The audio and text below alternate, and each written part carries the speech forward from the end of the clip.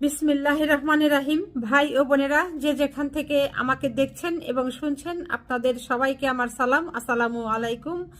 আশা করি আপনারা ভালো আছেন, আমিও ভালো আছি। UK property gossip by Tasmina YouTube চ্যানেলের পক্ষ থেকে জানাই শুভেচ্ছা। এখন আপনাদের সাথে একটি ডাকাতির ঘটনা শেয়ার করতে চাচ্ছি।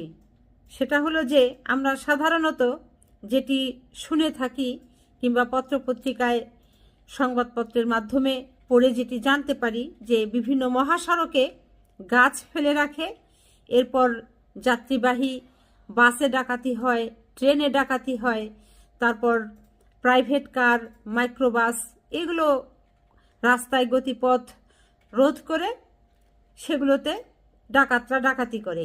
কিন্তু এবার ডাকাতির ভিন্ন রকমের একটি ঘটনা সামনে এসেছে। সেটা হলো যে অ্যাম্বুলেন্সে ডাকাতি হয়েছে। ঘটনাটি ঘটেছে কুষ্টিয়াতে। ইত্তেফাক পত্রিকাতে যেটি খবর প্রকাশ হয়েছে এই শিরোনামে, লাশবাহী অ্যাম্বুলেন্সে ডাকাতি, নগদ টাকা স্বর্ণালংকার লুট। এরপর বিস্তারিত যেটি বলেছে যে কুষ্টিয়ায় লাশবাহী অ্যাম্বুলেন্সে ডাকাতি হয়েছে। চরম অমানবিক ও বিবেক বর্জিত ডাকাতির ঘটনায় এলাকায় সৃষ্টি হয়েছে চাঞ্চল্য। বুধবার ২৬ জুন ২০২৫ দিবাগত গভীর রাতে কুষ্টিয়ায় মিরপুর উপজেলার কালীতলা দুর্গাপুর মাঠ সংলগ্ন সড়কে ডাকাতির এই ঘটনা ঘটে। পুলিশ ও ডাকাতির শিকার অ্যাম্বুলেন্স যাত্রীরা জানায় যে পোড়াদহ ইউনিয়নের সুধীরাজপুর গ্রামের রোগী আয়েশা খাতুন, যার বয়স ৬০, রাজশাহী মেডিকেল কলেজ হাসপাতালে চিকিৎসাধীন অবস্থায় বুধবার রাতে মারা যান। ঘটনার রাতেই মৃতের স্বজনরা অ্যাম্বুলেন্সে করে লাশ গ্রামের বাড়িতে নিতে রাজশাহী থেকে রওনা হন কুষ্টিয়ার দিকে। রাত ২:৩০টার দিকে বাড়ির ১ কিলোমিটার দূরত্বে কালীতলা দুর্গাপুর মাঠের কাছে লাশবাহী অ্যাম্বুলেন্স পৌঁছালে ৫-৬ জনের ডাকাত দল আড়াআড়ি বাঁশ ফেলে সড়কে ব্যারিকেড দেয়। এ সময় স্বজনদের কাছ থেকে নগদ ৩২,৬০০ টাকা ও স্বর্ণালংকার লুটে নিয়ে যায় ডাকাতেরা। এমনকি অ্যাম্বুলেন্সে লাশ আছে কিনা নিশ্চিত হতে লাশের ওপরে রাখা কাপড়, মুখের কাপড় সরিয়ে দেখে ডাকাতরা।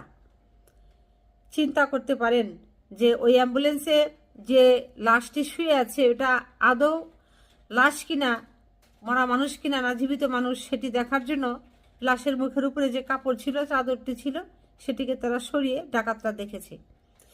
এ ঘটনায় এলাকা জুড়ে চাঞ্চল্য ও তোলপাড় সৃষ্টি হয়। পুলিশ ঘটনাস্থল পরিদর্শনের পর সন্দেহভাজন ডাকাতদের ধরতে অভিযান শুরু করেছে।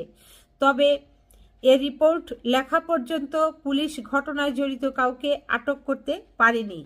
এছাড়া ডাকাতির ঘটনায় এখনও কেউ থানায় মামলা করেনি।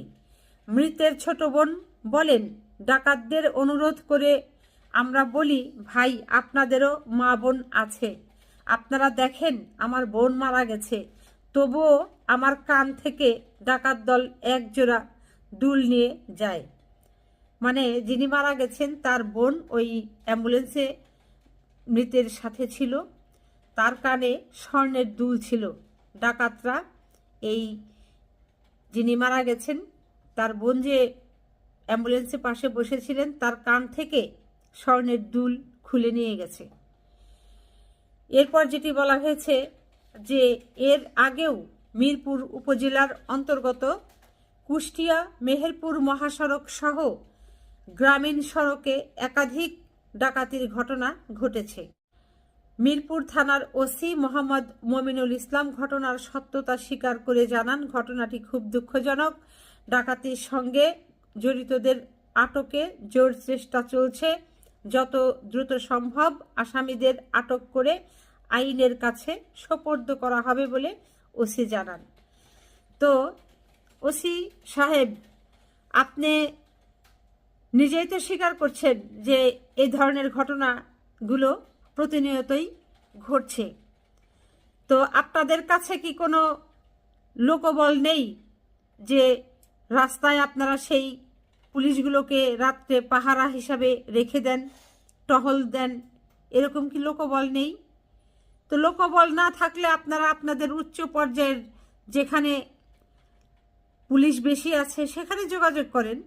আপনারা সাময়িক সময়ের জন্য হলেও তাদেরকে নিয়ে আসেন, পাহারা দেন, টহল বাড়িয়ে দেন, তাহলেই তো এই সমস্যার সমাধানটা হয়।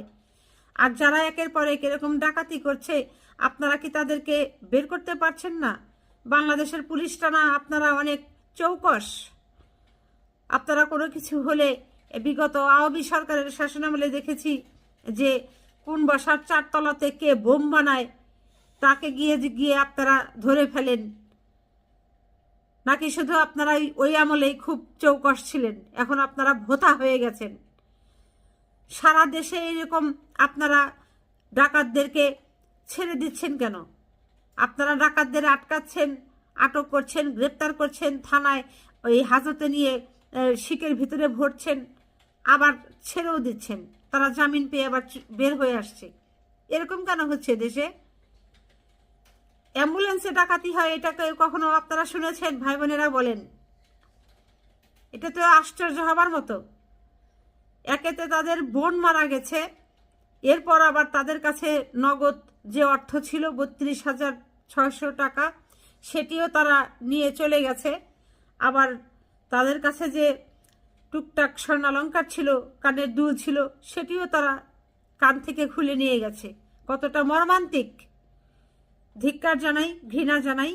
এবং এই কুষ্টিয়ার যিনি ভারপ্রাপ্ত পুলিশ সুপার আছেন, তারপর জেলা প্রশাসক আছেন, আপনারা অবশ্যই এই বিষয়গুলো দেখবেন এবং খুব দ্রুত যারা এরকম মানুষদেরকে অত্যাচার করছে, ডাকাতি করছে, ডাকাত দলের সদস্যদের, সন্ত্রাসীদের, এদেরকে চিহ্নিত করুন, ধরুন, গ্রেপ্তার করুন, আইনের আওতায় নিয়ে আসুন, বিচারের মুখোমুখি করুন, এদের উপযুক্ত শাস্তি পাওয়ার ব্যবস্থা করুন এবং কুষ্টিয়াবাসীকে স্বস্তি দিন, শান্তিতে রাখুন।